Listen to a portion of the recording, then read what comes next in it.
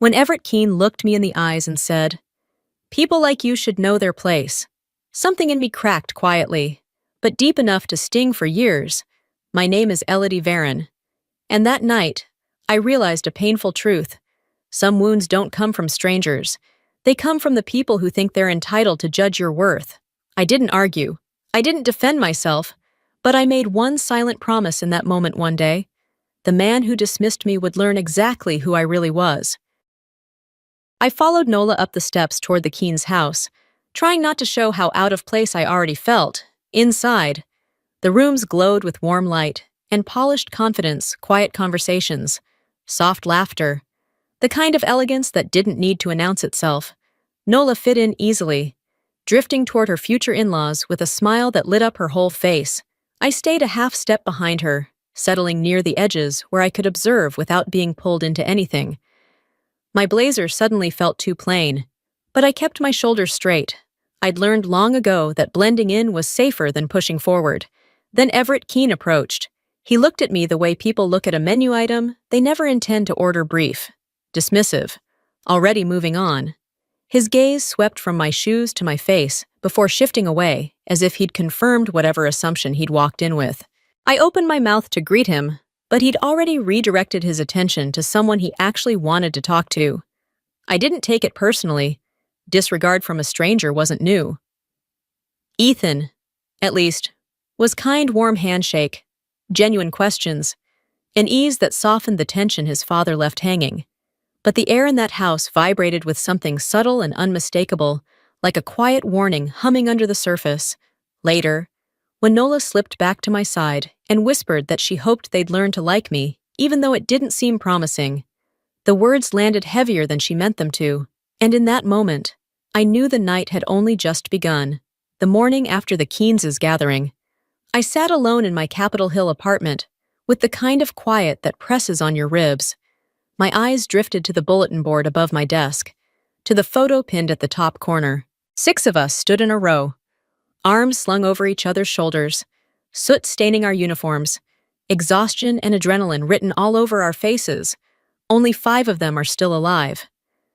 The gap where one smile should have been is the part I never stopped seeing.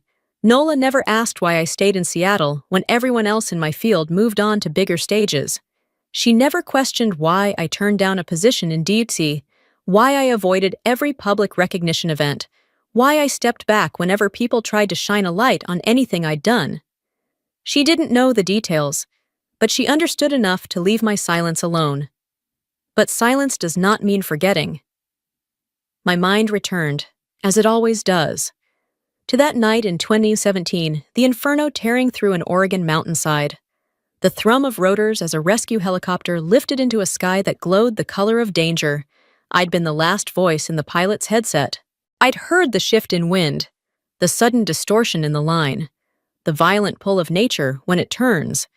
Then came the silence, not peaceful, final, the kind of silence that takes root inside you and never entirely leaves.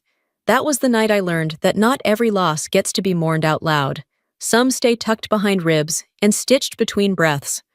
A sharp ping from my laptop cut through my thoughts. It was an alert from SECC, a storm system developing off the coast, projected to hit within 48 hours. Prepare for mandatory extended shifts, almost immediately. My phone buzzed with a message from Nola. "Everett wants us to come to dinner tonight. He says he wants to understand you better." I sat back in my chair. There are people who want to understand you.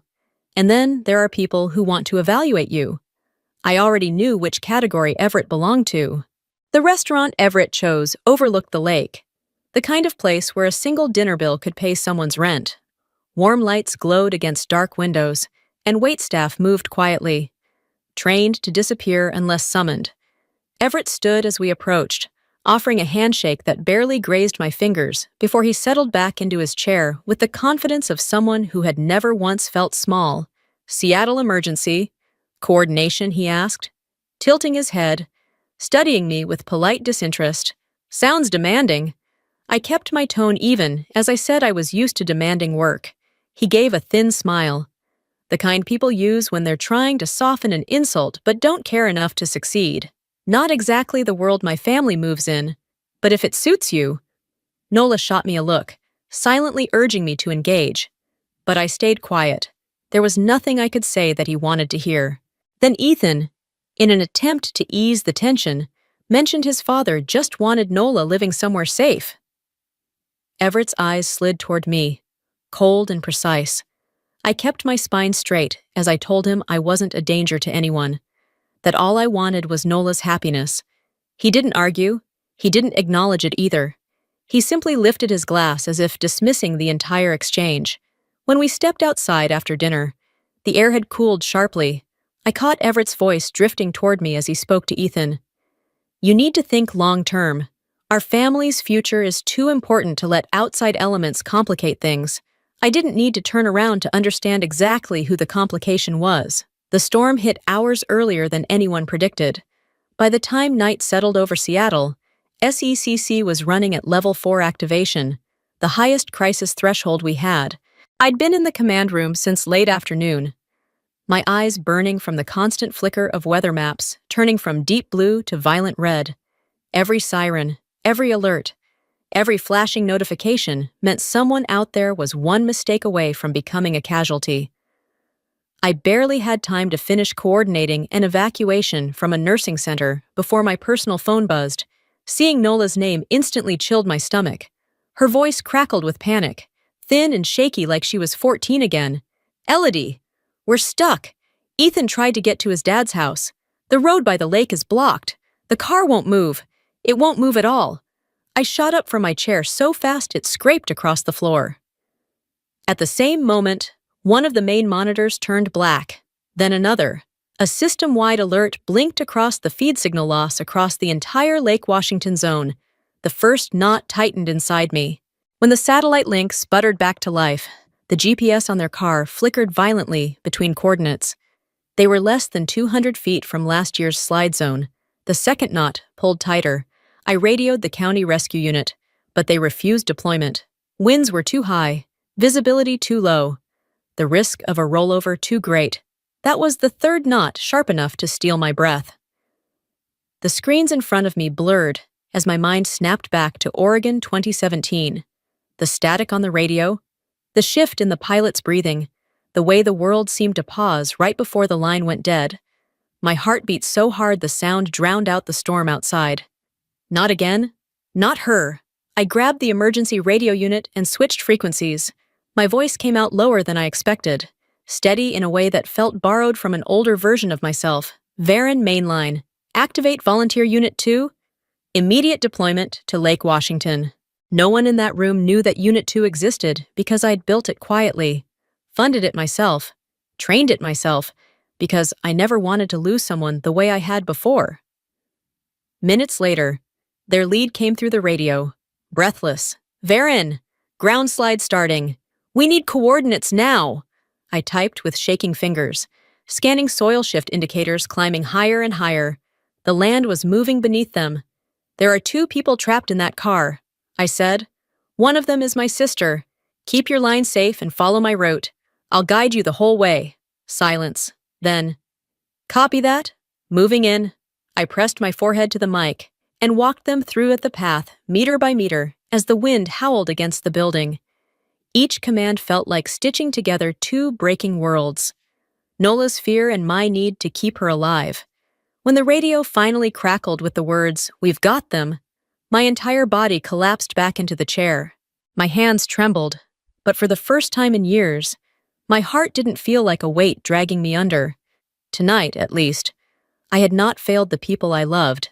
By the time I reached the hospital, the storm's edge had passed, leaving the air thick with the metallic scent of rain and ozone.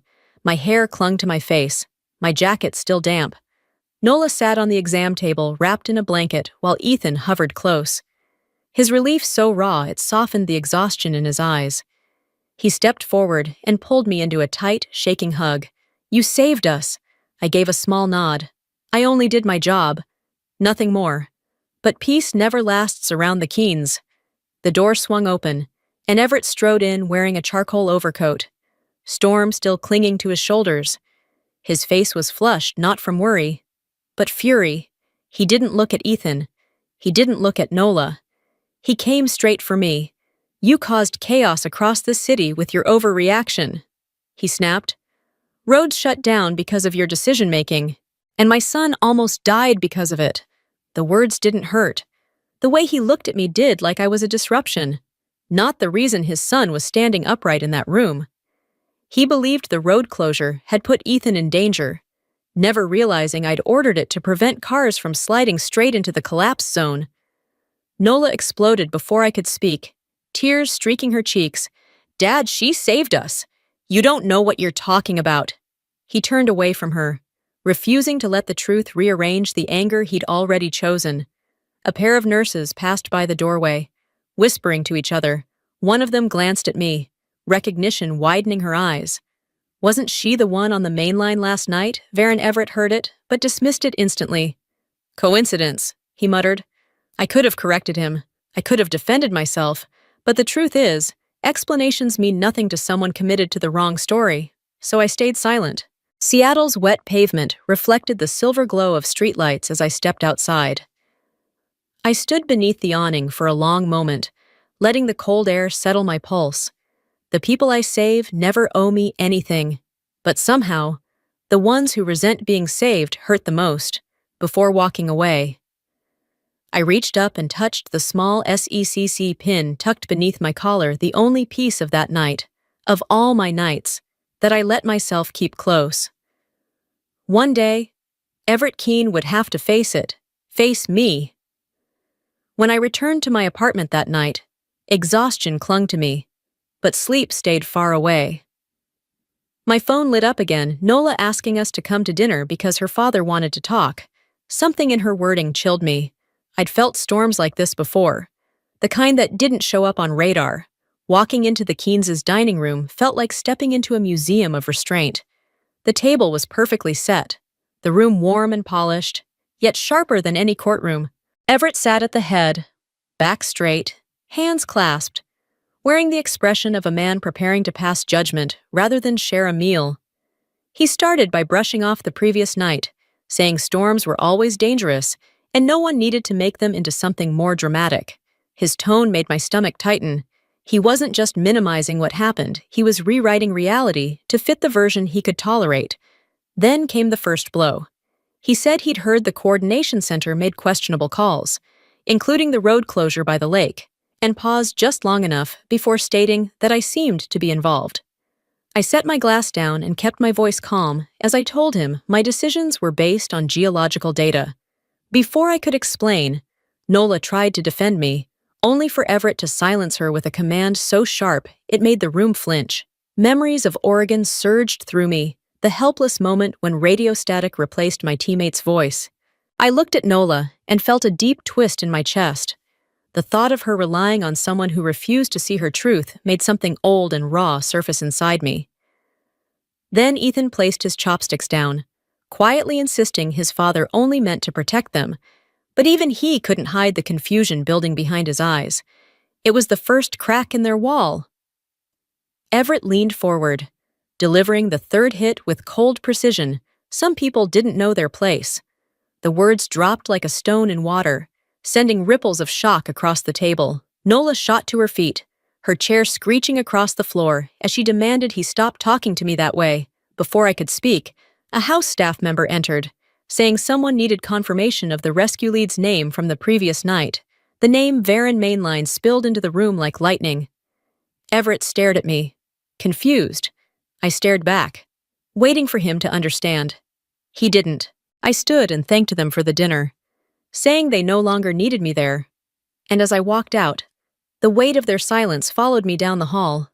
Nola showed up at my door later that night, eyes swollen, insisting I tell them who I really was.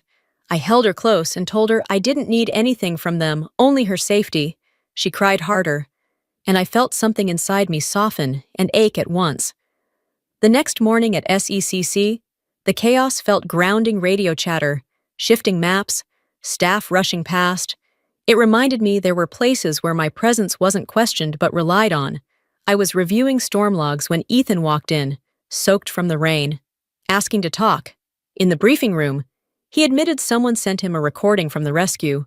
He'd heard my voice guiding the team, His hands shook as he said I was the reason he and Nola were alive. When he handed me his phone, hearing my own voice echo back firm, focused, felt like looking at a version of myself I tried to bury. He then said his father had heard a short clip too, but refused to believe it. I wasn't surprised. Before I could respond, Nola entered with a small box she'd found hidden in my closet, the memorial pin, the Oregon letter, my first badge, the burned map. The room felt smaller around us. A staff member rushed in to say rescue teams were invited to the rehearsal dinner that evening, and Everett had specifically requested to meet the lead coordinator. Ethan looked at me with dawning clarity. I closed the box softly, the old SECC badge warm in my hand. Tonight, everything would shift. The venue by the lake glowed as if nothing in the world could disturb its perfect warmth. Soft music drifting, glasses chiming, guests laughing under golden lights. I stood just outside the doors, fingers tightening around the edge of my blazer. It wasn't fear holding me still. It was the quiet certainty that the moment I stepped in, the ground beneath all of us would shift. Inside, Everett stood in the center, microphone in hand, speaking with the confidence of a man used to owning a room. He announced that the person who saved his son and Nola was here tonight, and the crowd applauded politely. Behind the door, I heard Nola release a shaky breath. Then he invited the coordinator to come forward. Silence pressed down on the room. I pushed the door open. The sound cut through the air like a blade. Heads turned. Ethan's face drained of color. Nola clutched his hand. Everett stared at me, confusion flickering into dawning horror. 3 long seconds. No one breathed. I walked toward him and said he had called for the coordinator and I was here. Shock rippled across the guests. Nola sobbed. Voices whispered. Someone from SECC stood up, recognizing my voice. Then Ethan played the recording, my commands echoing through the speakers, sharp and unmistakable. The room went still. Everett's expression crumbled. I told them I hadn't sought praise only to protect the people I loved. The microphone slipped from his hand as everything he believed faltered. I stood near the long banquet table, feeling the weight of my old SECC pin burning through the lining of my blazer as if it wanted to reveal itself. Everett approached slowly, none of the polished confidence he wore earlier remaining. His shoulders sagged, his eyes unsteady, and for the first time, he looked less like a man of influence and more like a father trying to understand a truth too heavy to hold. He said my name with a rawness that startled me, then asked why I had never told him. I held his gaze and answered calmly that I never did the work to be recognized. The words stopped him cold, stripped him of any argument. He started to apologize for the things he had said, but I cut in gently, telling him he wasn't familiar with people like me, and unfamiliar didn't mean lesser. His head bowed, guilt settling over him like a physical weight. Ethan stepped forward then, voice firmer than I'd ever heard, telling his father I had saved his life. Everett swallowed hard before forcing out an apology. Around us, the room fell into a hush, witnessing a man built on authority finally bending to truth. Then Everett revealed the folder, his plan to interfere with the wedding finances, and announced he was stepping back completely. His apology came in action, not words. Nola threw her arms around Ethan, then ran to me, sobbing that I was the strongest person she knew. I told her I'd only stood where she needed me. And just like that, the tension in the room eased, the storm finally breaking. The wedding unfolded along the edge of Lake Washington, the same shoreline that had nearly stolen everything not long ago. Sunlight scattered across the water in bright, trembling arcs, turning each small wave into a moving ribbon of light. I stayed toward the back row, exactly where I felt most at ease. No one pulled me forward. No one asked me to speak. And no one waited for me to prove anything. The quiet suited me. When Nola stepped out, she looked lighter than I had ever seen her. She scanned the crowd until her eyes found mine, and the smile she gave me held every answer I'd ever needed. Every long shift, every silent burden, every moment I'd chosen her over myself, it all came together in that one look. Ethan took her hand, and the warmth between them spread like sunlight across the aisle. Their future felt bright enough to touch. Everett approached me without urgency, his step steady, his expression softer than I'd ever known it. He stood beside me, both of us facing the lake. He thanked me quietly, not just for saving his son, but for opening his eyes to the limits of his own judgment. I let the silence stretch before answering that their happiness was all that mattered. He nodded, accepting it fully. Music drifted over the ceremony as a gentle breeze skimmed the surface of the lake, as if washing away the last remnants of old wounds. I closed my eyes for a brief moment, not in triumph, not in pride, but in genuine peace, the kind I hadn't felt in years. Sunlight shimmered across the water, closing the story exactly as it should, quietly, steadily, beautifully.